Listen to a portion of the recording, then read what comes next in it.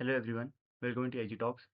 आज हम बात करेंगे कुछ मिस्टेक्स के बारे में जो हर एक ट्रेडर, हर एक बिगनर करता है अपनी ट्रेडिंग जर्नी में, है ना। Because 95% of the traders market में लॉस करते हैं, तो आपको ये सीखना बहुत ज़रूरी है कि आपको क्या चीज़ नहीं करनी, क्या वो 95% ट्रेडर्स कर रहे हैं एंड क्या आपने नहीं करना, है ना। ये जो 95% ट्रेडर्स कर रहे हैं, यही चीज़ आपने नहीं करनी है बस। तो टोटल 9 मिस्टेक्स ऐसी हैं जो मोस्ट ऑफ द ट्रेडर्स करते ही करते हैं। ठीक, कोई ऐसे नॉर्मल वीडियो मत समझना है इसको, उतनी ही इंपॉर्टेंस देना जितनी आप किसी स्ट्रेटजी को सीखते हुए देते हो या किसी इंडिकेटर को सीखते हुए देते हो या प्राइस एक्शन को सीखते हुए देते हो, उतनी ही इंपॉर्टेंस देनी है इस वीडियो को। ठीक है, उतना ही इंपॉर्टेंट टॉपिक है ये। ठीक। अच्छा, आज की वीडियो स्टार्ट करने से पहले मैं आपसे रिक्वेस्ट करूंगा कि चैनल को सब्सक्राइब करना, वीडियो को लाइक करना, शेयर करना एंड कमेंट करना जरूर, और बताना अगर कुछ चीज़ समझ ना आए तो कमेंट करके पूछना, मैं आपका आंसर जरूर दूंगा उसका। पहली उसमें चलते हैं। सबसे पहली मिस्टेक होती है कि इंडिकेटर्स भर देते हैं लोग अपने चार्ट में, है ना। ये चार्ट है, मान लो इसमें अब चार्ट पैटर्न तो आप देख ही रहे हो, कैंडलस्टिक पैटर्न भी आप देख ही रहे हो। तीसरा, आप इसमें आरएसआई और डाल दोगे, पिवट पॉइंट्स और डाल दोगे, है ना। फिर ईएमए, एमए, इसमें भी दो तीन टाइप के ईएमए डाल दोगे, दो तीन टाइप के एमए डाल दोगे। फिर मैगडी आ गया, बॉलिंजर बैंड्स आ गए।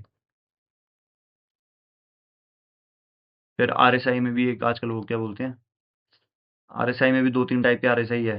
दो तीन टाइप के क्या मतलब, डाइवर्जेंस बताता है वो आरएसआई, उसमें बस लाइन खींच कर आ जाती है नॉर्मल आरएसआई में, है ना। वो अलग लगा दोगे। ऐसे बहुत बहुत सारे इंडिकेटर्स होते हैं। लोग क्या करते हैं, लोग समझते हैं कि जितने ज़्यादा इंडिकेटर्स लगाएंगे उतना बढ़िया से ट्रेडिंग कर पाएंगे, और ये प्रॉब्लम ज़्यादातर बिगनर्स के साथ आती है। आप थोड़ा टाइम हो जाता है ना आपको इसमें, तो आप धीरे धीरे आपको खुद ही समझ में आने लग जाता है ये कि इंडिकेटर से कुछ फ़ायदा नहीं है। But beginners most of the time यही जो है गलती करते हैं। आपको समझना पड़ेगा कि इंडिकेटर्स की हेल्प से आप साइकोलॉजी नहीं समझ सकते हो मार्केट की, ठीक है। मतलब सोनली इंडिकेटर्स की हेल्प से नहीं समझ सकते हो, ठीक है। आप एक आध इंडिकेटर लगाते हो अपने सपोर्ट में, आपका ट्रेडिंग स्टाइल ही उस टाइप का है, वो समझ आता है। बट ये समझ नहीं आता कि इस चार्ट में जो है 10-15 इंडिकेटर्स ठूस दोगे आप और फिर जाके उसमें जो है एनालिसिस कर रहे हो, तो वो एनालिसिस नहीं रह जाता, फिर कचरा कर देते हो इसका आप।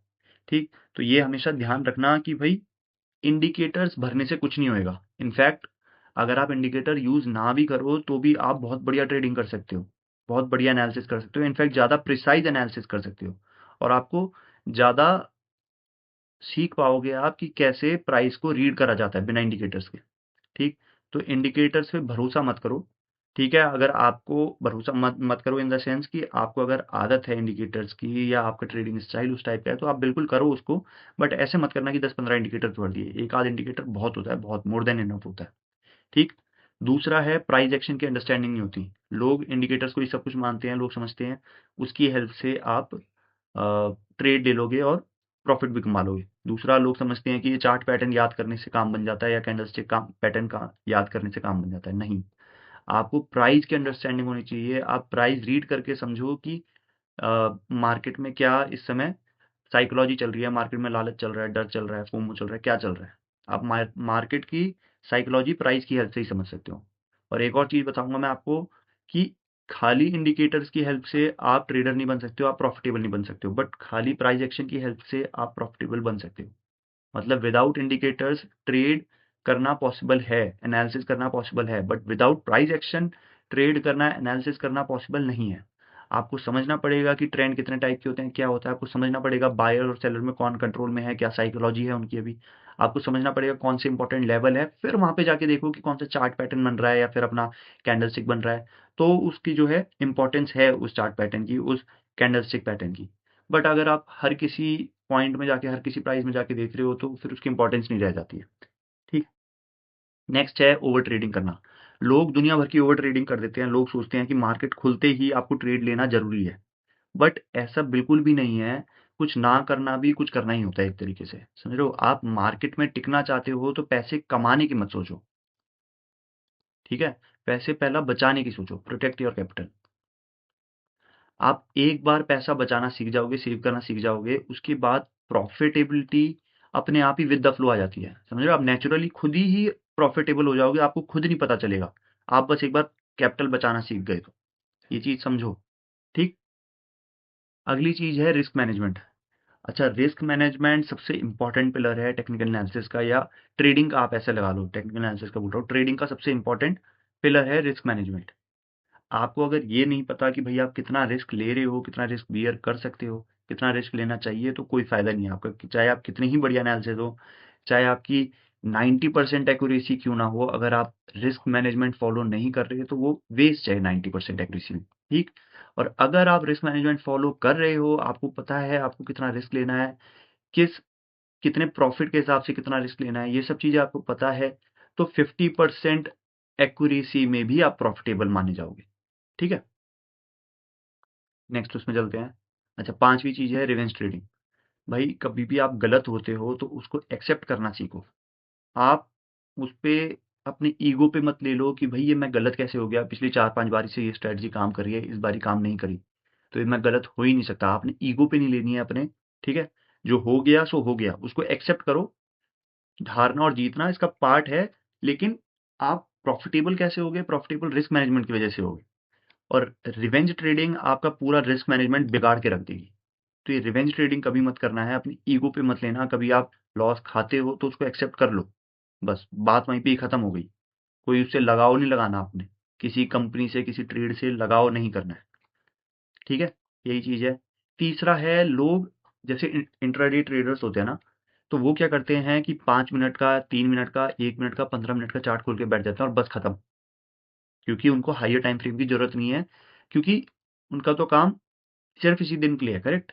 बट ऐसा नहीं है, आप हायर टाइम फ्रेम का व्यू लेकर चलो। कुछ थोड़ी जाता है, आप 1 डे से स्टार्ट कर दोगे तो 5 मिनट फालतू जाएंगे, 1 वीक भी ले लो तो 5 मिनट और फालतू चले जाएंगे, 10 मिनट और फालतू चले जाएंगे, उससे ज्यादा क्या होएगा। बट आपको हायर टाइम फ्रेम का व्यू लेना बहुत इंपॉर्टेंट है, बहुत ज्यादा इंपॉर्टेंट है।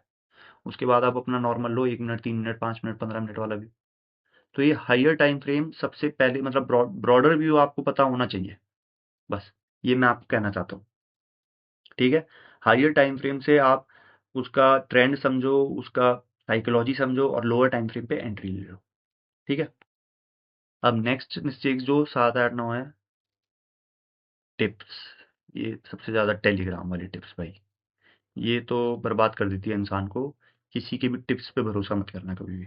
और सबसे सबसे बड़ी बात, अगर कोई आपको टिप्स दे भी रहा है, मान ली जाए एक बारी को कि बिल्कुल सही टिप्स दे रहा है आपको, कुछ गलत नहीं दे रहा, तो भी भाई अगर रिस्क मैनेजमेंट नहीं बता रहा है कोई आपको, रिस्क मैनेजमेंट नहीं आता आपको, तो इन टिप्स का भी कुछ फायदा नहीं है। अब रिस्क मैनेजमेंट कैसे होगा? रिस्क मैनेजमेंट तो तभी हो सकता है आप किसी प्रोफेशनल को अपना जो है या तो अकाउंट हैंडल करने के लिए दे दो, या आपको आता हो, आपको नॉलेज हो इस चीज के बारे में। तो ये बहुत ज्यादा इंपॉर्टेंट है। ठीक है, कि मतलब किसी की टिप्स पे भरोसा तो करना ही नहीं है, चाहे कोई भी आके बोल दे। आप चाहे भले ही आपको बाद में पछतावा हो कि ये मैंने मिस कर दिया, बट कोई बात नहीं, आपको पछतावा ज्यादा बढ़िया है आपके लिए पैसे खोने से।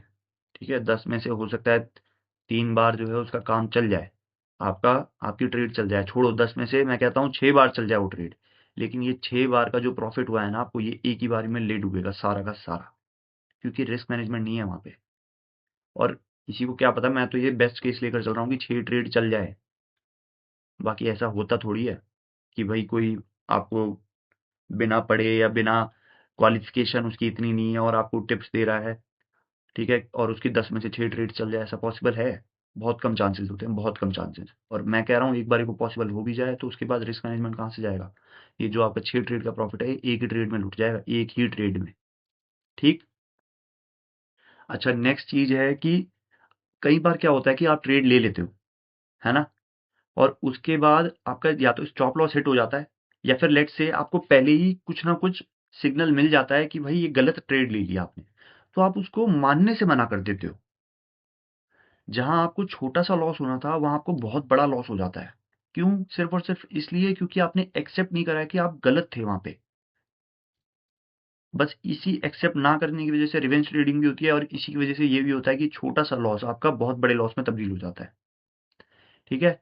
और नेक्स्ट थिंग है अनरियलिस्टिक एक्सपेक्टेशंस। अब भाई ये बिल्कुल मत समझना कि स्टॉक मार्केट से पैसा डबल हो जाता है। ठीक है, डबल होता है, बट ऐसा बिल्कुल भी नहीं है कि भाई 30 दिन तो छोड़ो, आपका 1 साल में भी डबल हो गया तो बड़ी बात है। ठीक है, 1 साल में भी डबल हो गया तो बहुत बड़ी बात है। और इंट्राडे कर कर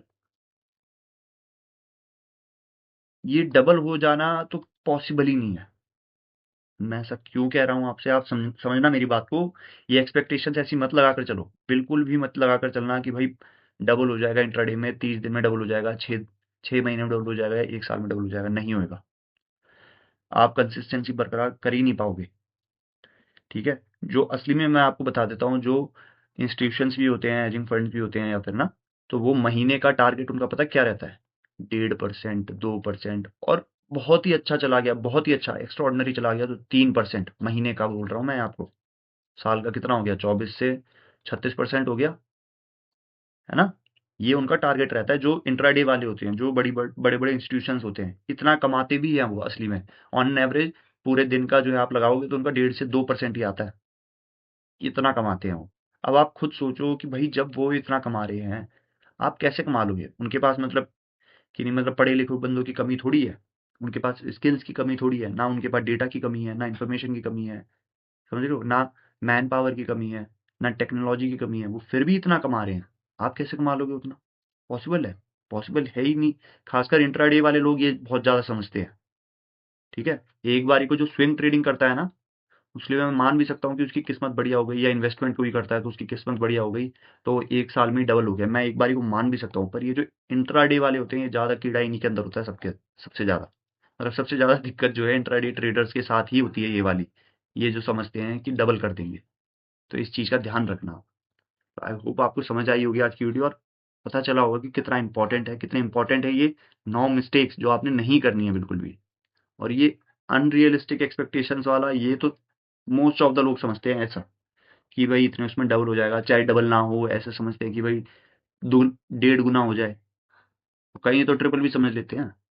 तो आई होप आज की वीडियो आपको पसंद आई होगी। लाइक करना, सब्सक्राइब करना एंड शेयर करना, एंड कुछ भी डाउट हो तो कमेंट जरूर करना। फिर नेक्स्ट वीडियो में मिलते हैं हम। Thank you very much.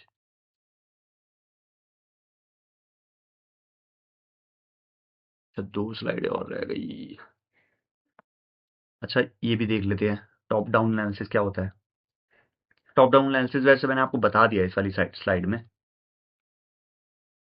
फिर भी इसमें भी बता देता हूँ। बेसिकली ये है कि आपको जो है ब्रॉडर व्यू लेना है, किसी भी, मान लो आपने इंट्राडे करना है ना, तो इंट्राडे करना है तो आप एंट्री तो 5 मिनट, 3 मिनट, 10 मिनट पे ही लोगे, लेकिन आपको एनालाइज थोड़ा और ऊपर करना पड़ेगा उसको।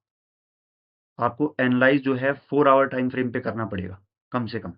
ठीक है, तो मेन हिसाब ये रहता है कि आपने एंट्री अपने टाइम फ्रेम के हिसाब से लेनी है, अपने अपने गोल के हिसाब से लेनी है कि आपका इंट्राडे है या स्विंग है या कैसे है। ठीक है, बट आपने एनालिसिस थोड़ा हायर टाइम फ्रेम पे करना है हमेशा, मेन चीज़ ये है बस इसमें, बाकी और कुछ नहीं है। टॉप डाउन एनालिसिस यही होता है कि हायर टाइम फ्रेम से छोटे टाइम फ्रेम पे आते रहो, एनालिसिस करते हैं, और छोटे टाइम फ्रेम पे एंट्री लो, हायर टाइम फ्रेम पे ओवरव्यू लो कि ट्रेंड क्या चल रहा है मार्केट का, कौन जो है कंट्रोल में है एक तरीके से। बस सिर्फ और सिर्फ ये है, और कुछ भी नहीं है टॉप डाउन एनालिसिस। ठीक है, बहुत ज़्यादा इसको कॉम्प्लेक्स करने की जरूरत नहीं है, बहुत ज़्यादा इसको मतलब डिफिकल्ट समझने की जरूरत नहीं है, कोई रॉकेट साइंस नहीं है ये। ठीक है, नेक्स्ट, ये ऑलरेडी बता चुका हूँ मैं, इंडिकेटर्स हटा देना, स्टडी द प्राइस एक्शन ये भी बता दिया है। ये जो है रिस्क मैनेजमेंट का पार्ट हो जाता है। रिस्क मैनेजमेंट का पार्ट मैं आपको दूसरे उसमें पूरा, मतलब उसमें तो डेडिकेटेड सेक्शन चाहिए पूरा रिस्क मैनेजमेंट में, बहुत ज़्यादा इंपॉर्टेंट है। ठीक है, हायर टाइम फ्रेम चेक करना वो मैंने ऑलरेडी पहले भी बता दिया है। कट स्मॉल लॉसेज ये भी मैंने आपको बता दिया है, बेसिकली पहले वाली स्लाइड ही है ये, और कुछ नहीं है। ठीक है, और आफ्टर अ लॉस, अगर लॉस होता है तो उसको एक्सेप्ट करो, ये आपको मैंने पहले ही बता दिया है। दूसरा, don't chase the profits, protect your capital first, ये भी बता चुका हूँ आपको पहले ही। ठीक है, तीसरा, don't blame the market, accept करना सीखो, ये भी आपको बता चुका हूँ। डोंट ट्रेड ऑन होप, ये चीज़ है भाई, ये जो है आपने कभी भी ऐसे नहीं सोचना है कि अब ऊपर चले जाएगा, अब ऊपर चले जाएगा मार्केट, अब ऊपर चले जाएगा, आपका स्टॉप लॉस हिट हो गया तो उसको छोड़ दो वहाँ पे, एक्सेप्ट कर लो। ठीक है, और तीसरा कि भाई लॉसेस से डरो मत, उनको मैनेज करो, ये भी रिस्क मैनेजमेंट का पार्ट ही होएगा एक तरीके से। ठीक है, तो इसमें बस रिस्क मैनेजमेंट का तो पूरा एक अलग सेक्शन ही होएगा, उसको एक वीडियो में समझाना पॉसिबल नहीं है। ठीक है, तो आई होप ये चीज़ समझ आ गई होगी। लास्ट लास्ट की तो जो जो 2 स्लाइड्स हैं वो जो है पहली 4 स्लाइड्स का ही एक तरीके से समरी आप समझ सकते हो, और ये है कि आपको पहली 4 स्लाइड में ये है कि आपको क्या नहीं करना, लास्ट 2 स्लाइड में ये है कि आपको क्या करना है, बस। Okay, thank you very much.